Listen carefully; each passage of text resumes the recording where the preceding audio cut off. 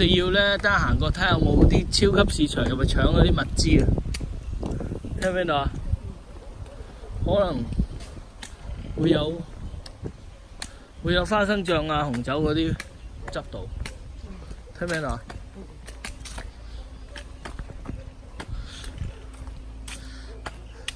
不過小心喪屍出嚟咬你喎！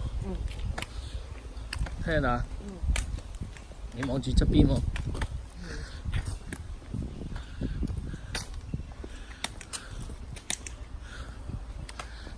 一個人都冇人行嘅呢啲地方。